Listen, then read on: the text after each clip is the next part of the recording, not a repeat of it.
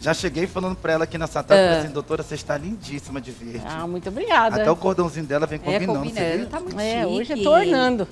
Até os olhos, você vê os olhos dela verde? Combinando. Isso tem a ver com a personalidade? Como você se veste? Tem a ver? Tem a ver, sim. Tem a ver? Tem.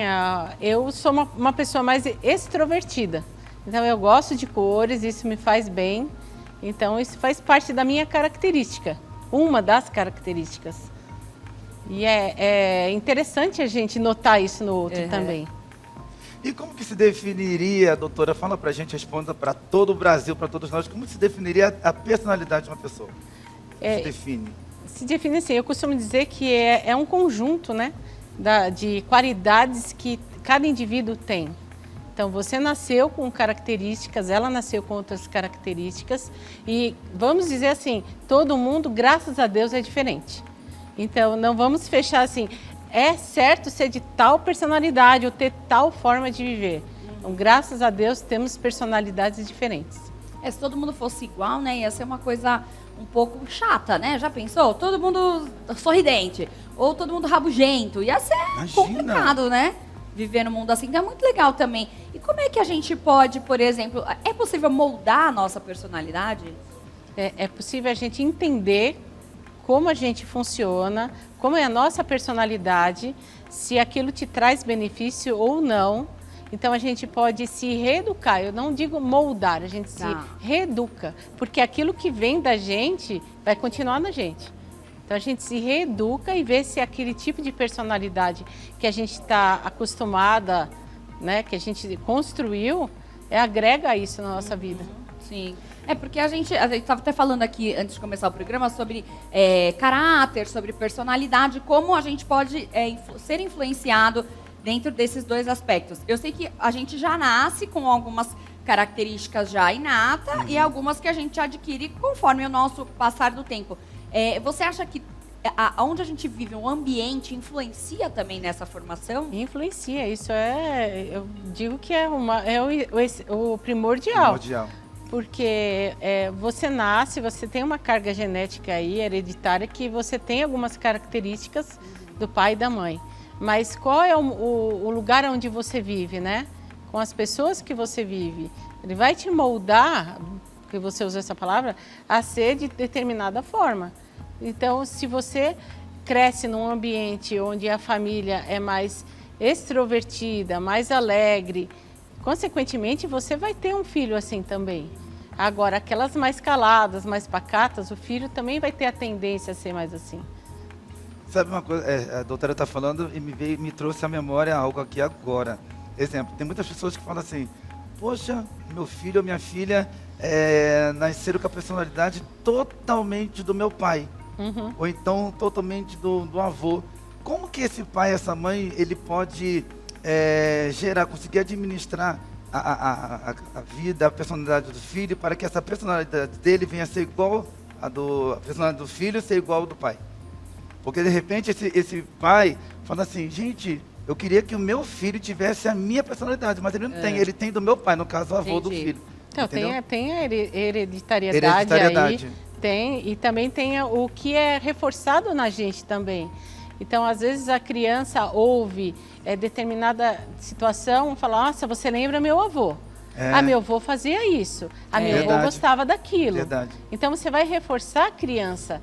Aí você está moldando, vamos dizer assim, a pessoa do jeito que você idealizava ali, ou idealiza. E aí você, como é que você trabalha isso? Na terapia, com, leitura? Como é que a pessoa consegue fazer esse molde? Então, na terapia, é bacana a gente falar sobre isso. Quando chega no consultório, pessoas que têm uma personalidade mais difícil de conviver, e eu costumo dizer que assim, a sociedade impõe que nós estejamos do jeito que está num cubinho, né, num quadrado. Então, eu preciso ter notas boas, eu preciso ter um trabalho bom, eu preciso ser extrovertida, eu preciso cantar, dançar, lá. Não todo mundo é desse jeito. Então, dentro do consultório, a gente vai conversar e ver o que aquilo está afetando realmente em você. Às vezes, isso não é um problema para você, é um problema para o outro. E você vive, tem uma personalidade, adquire uma personalidade para agradar o outro. Então, na terapia, sempre eu costumo perguntar, mas isso atrapalha você ou atrapalha quem vive com você? Que é uma questão para você fazer uma reflexão aí. É porque, às vezes, por exemplo, a pessoa é super calma, a pessoa é tranquila, e dentro da casa dela é aquela coisa mais conturbada, mais barulhenta, e ela gosta de ser calma. Uhum. E aí, assim, né, a pessoa fala, você é muito devagar, você não fala, né? Aham. Isso é ruim, não é? Porque, às vezes, a pessoa gosta de ser daquele jeito e tá tudo bem pra ela, né? A gente conhece casos de pessoas que têm essa, é mais tímida, mais... Não, vai fazer terapia, vai mudar, porque você não pode, tem que abrir a boca, você tem que falar. Mas será mesmo? Será que a gente não está rotulando as personalidades? Que a pessoa, para ela ser uma pessoa bem-sucedida, ela precisa ser uma boa comunicadora, ela precisa falar com todo mundo, ela precisa ser simpático. Será que a gente não está rotulando? Rotula muito, né? A sociedade rotula muito as pessoas. Então, a pessoa introvertida, ela tem uma característica que gosta de viver no ambiente dela, ela se sente segura e traz uma calmaria para ela. Quando você expõe alguém introvertido a um ambiente assim, muita gente, você vai fazer ela sofrer. Não é legal. O sofrimento, quando você precisa mudar para agradar o outro, te causa uma doença. Eu tenho um exemplo bacana para te dar. Tá. Geralmente, quando você tem alguma criança em casa que ela é mais extrovertida, ela canta, ela brinca, ela dança, e os pais são mais introvertidos, eles vão abafando aquela personalidade, aquela característica. Não grita porque você vai assustar alguém. Não dança desse jeito porque não é certo. Eu já ouvi isso. Eu já vi esses Não casos. dá risada alto porque a tua risada me incomoda. Não, olha, quem ri muito, olha, ninguém é levado a sério. Verdade. E aí aquela criança que era expansiva, era alegre, ela vai ficando mais quieta, mais triste, mais introspectiva. Aham. E aí quando ela chega numa fase da adolescência, não, ela é tímida, ela não gosta de ninguém. Na verdade, foi o Isso pai e a mãe afeta, que não quer- matou ali Afeta. aquela Aham. personalidade Aí infância, na terapia, adolescência. o interessante que é, na terapia, quando você começa a analisar e o paciente traz essa fala, ela viu, ela tinha uma característica, ela tinha uma personalidade bacana ali, mas foi podada. E como a gente faz para resgatar aquilo que já Tem vem como? de essência, já vem daquilo, né? A gente se valorizando. A gente Se vem impondo. Passando por impondo. cima da opinião das pessoas, mais ou menos isso? Não. Entendendo, né? A gente nunca pode passar por cima de ninguém, mas entender, poxa, minha mãe gostaria que eu fosse de tal maneira, porque dentro da sociedade onde ela vive, as pessoas se portam de tal forma. Mas eu não preciso estar daquele jeito para agradar minha mãe, eu posso agradar de todas as outras formas. Mas é difícil, né? Muitas vezes, porque muitas vezes a criança, como é que a criança vai verbalizar isso? Ela não entende. Não. Né? Então o pai e a mãe têm que ter muito essa consciência do que ele vai fazer com aquela criança, como é que vai orientar, como é que vai educar, né, Renato? É verdade. E, doutora, eu gostaria que você falasse pra gente quantos tipos de personalidade nós temos. Olha, eu costumo trabalhar com as 5 personalidades, né? Existem tantas, quando você vai olhar aí pela internet ou nos livros, 16, 28. Nossa, tudo isso? Então, se você for Existe isso tudo? categorizar... Tem. Então, assim, você vai esmiuçando todas. Mas eu acho que, assim, para o pessoal de casa entender e para a gente ter um linguajar assim, mais fácil, eu costumo dizer que são 5 as primordiais aí. São o introspectivo, o expansivo, o da chefia, que é aquele que gosta, Lidera, aquele que lidera. que ele quer liderar. Tem aquele que é o mais acomodado e o explosivo. São os 5 que assim, Não, que é eu os acho que- gerais. níveis assim que a gente consegue enxergar. Não, acho que esse mais acomodado é o pior. É É o não que sofre consigo mais. lidar- o que sofre mais. É o que sofre mais. Por quê? Porque é assim, se você prestar atenção nas pessoas na escola, lembra quando você estava na escola? A criança é quietinha, ela vai tirar nota boa e assim, tudo que alguém fala para você tá bom, eu acato. Bom, eu preciso tirar 10, eu vou estudar, tirar nota 10. Tá. Mas aí a vida vai ser sempre isso. Eu costumo dizer que assim, eu gosto de ficar só carimbando.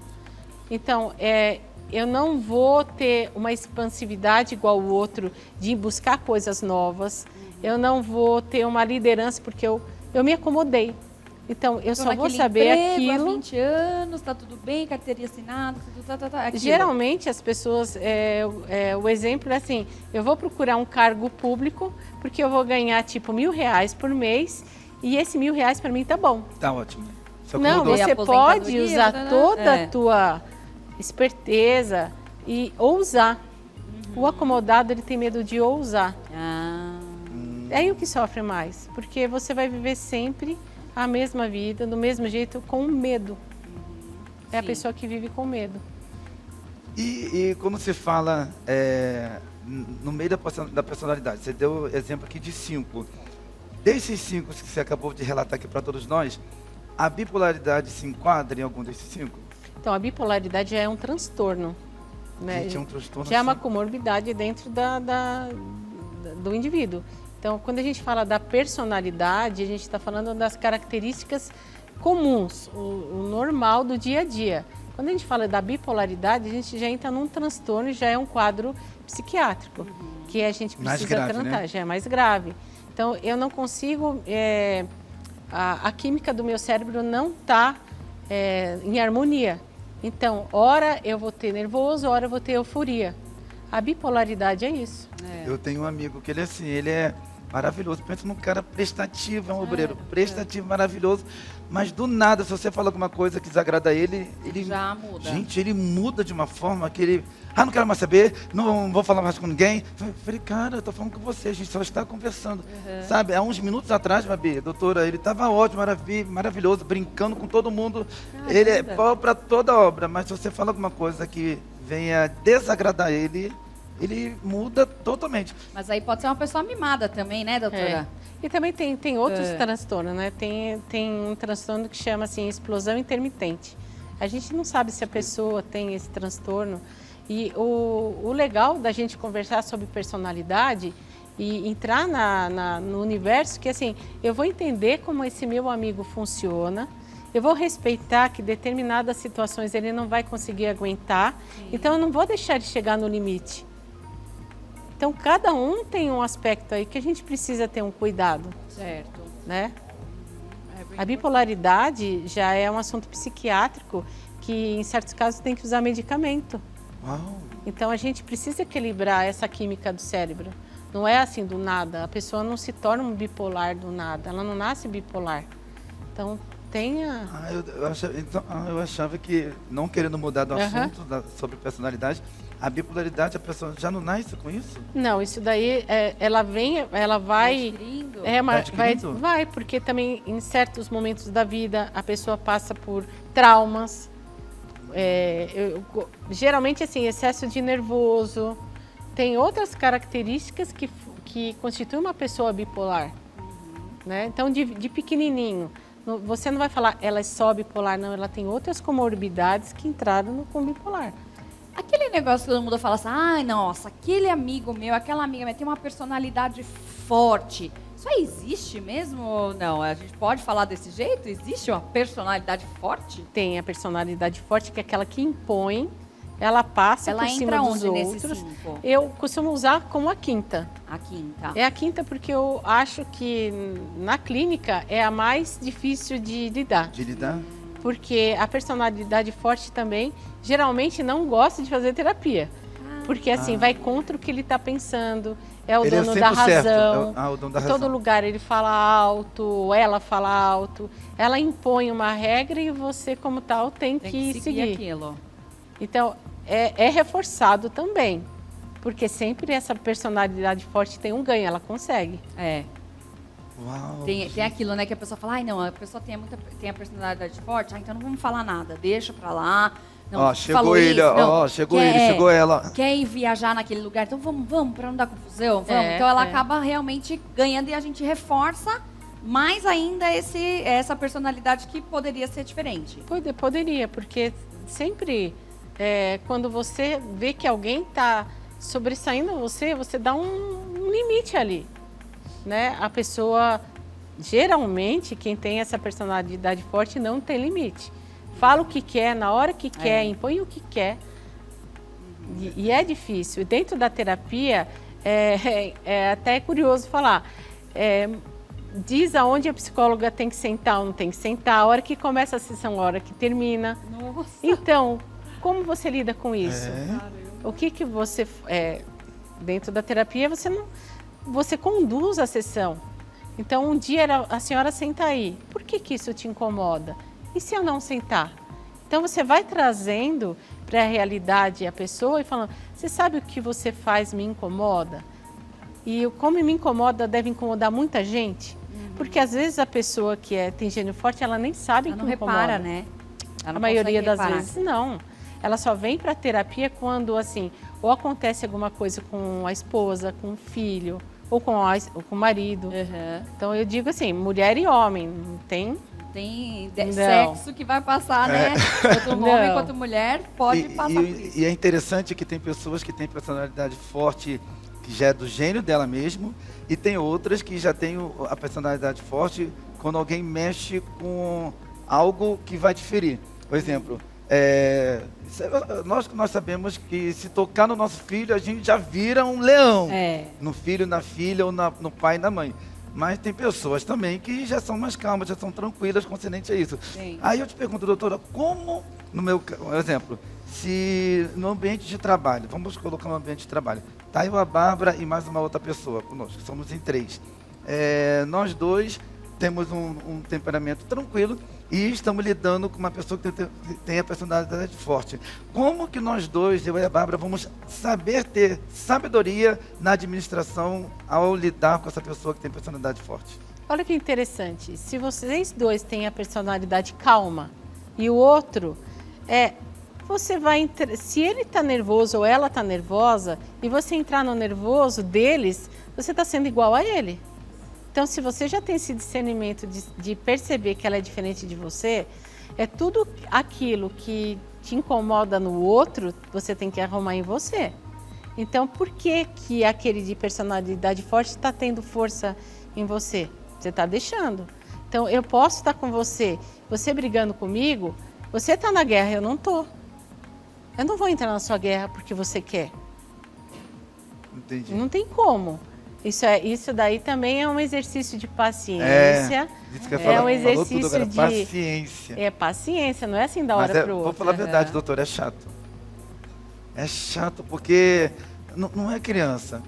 Nós estamos lidando com adulto. Você está ali com a gente, está conversando, a pessoa também tem que ter um pouco de Simão qual? De poder ponderar, Mas será de que ser mais maleável. Algum dia essa pessoa já ouviu de alguém que o que ela faz causa mal-estar? Já.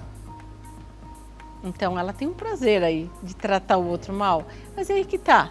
Ela pode fazer uma guerra. Você vai entrar na guerra? Você entendeu? Você vai entrar na guerra? Ela já sabe que, né? Porque muitas das vezes a gente percebe da pessoa que ela quer ser a tal, quer mostrar que o serviço. Aí fica assim, ai cara, que chato. Aí quando a pessoa se apresenta perante a gente tem que lidar com uma educação, com uma paciência. Dá vontade de falar assim, cara, você tá errado, entendeu? Né? Faz o certo, mas só que aí eu tô querendo evitar o quê? Contendas. Mas é chato, então vou ter que lidar com esse tipo de pessoa pro resto da vida. E se você não tiver coragem de falar, né, Se você doutora? não tiver coragem de falar, olha, você me incomoda, e o que a gente pode melhorar nessa nossa relação, isso também é terapia de casal. Então, vamos falar, não sei quem é a pessoa, mas numa terapia de casal, você tem que lidar com aquela pessoa. Como você vai entender a outra se você não falar o que ela te causa? Ninguém tem bola de cristal, Não. né? Agora, ela está tendo um ganho aí, porque ela está gostando, ela está conseguindo te tirar fora do sério. E pra ela tá tudo certo. Para ela tá. Agora, deixa eu te fazer uma pergunta. Há um tempo atrás eu li um livro que chama As 5 Linguagens do Amor. Tem a ver linguagens do amor com personalidade? Ou isso é uma metáfora que o escritor criou dessas linguagens? Ou tem a ver, sim, com a personalidade? Eu acho que essa é uma metáfora. Uhum. Então, você dentro de um relacionamento, você vai reforçar aquilo que você vai agradar no outro. Se você perceber que falar alto... se você falar alto ou o teu gestual com o outro vai incomodar, você vai mudar. Então, a linguagem do amor que fala no livro é assim, como que eu vou mudar o meu comportamento para entrar em harmonia com o outro? Né? Você vai mudar o seu comportamento. A sua personalidade, assim, você vai se reeducar. Personalidade é aquela, eu gosto disso, eu não gosto daquilo. Eu sou introspectiva, eu não sou introspectiva. Então, às vezes você namora um rapaz que é mais introvertido e você é muito... Você vai ter que ter um meio termo para conseguir lidar com ele, né? Sim.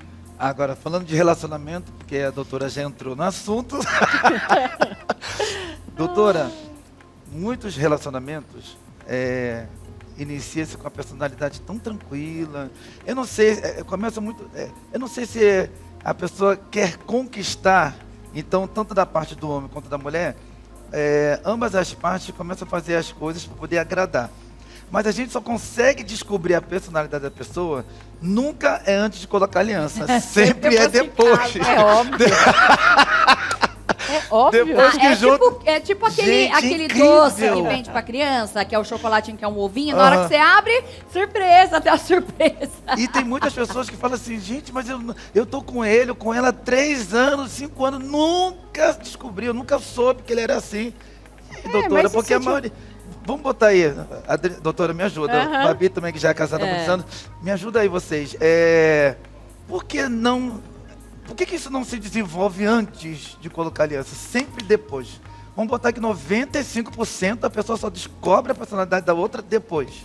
Uma coisa que eu vou te falar que quando a gente está apaixonado, a gente fica cego. Entendi. Então você só vai ver aquilo que teu coração quer ver. A partir do momento que você já tem um compromisso e aquilo é o dia a dia, você vai começar a ver o que a pessoa tem de defeito. Você só vai descobrir isso no dia a dia. Namorar é uma coisa, viver e casar é totalmente diferente. Então ali vai ter, vamos dizer assim, dívida, vai ter tristeza, vai ter outras situações que não vai ser o príncipe ou a princesa encantada. Sim. Então na verdade, a pessoa sempre foi daquele jeito. É você, na tua paixão, que não conseguir ver aquela característica. E o diálogo, né? Eu acho que é muito importante. Porque para você decidir casar com alguém, você tem que ter muito diálogo, conversar, porque a gente, no fundo, isso antes. A pessoa sempre sabe como a outra é. Apesar de tudo. É aquela história que a mulher fala, ele era um homem maravilhoso, quando eu casei ele começou a me bater. Não. Com certeza, você pode ver que tinha um ponto, alguma coisa que ele fazia que era tóxico para chegar nesse ponto, né? Então, eu acho que prestar atenção no diálogo, conversar muito, né, doutora? Tudo isso você fala antes.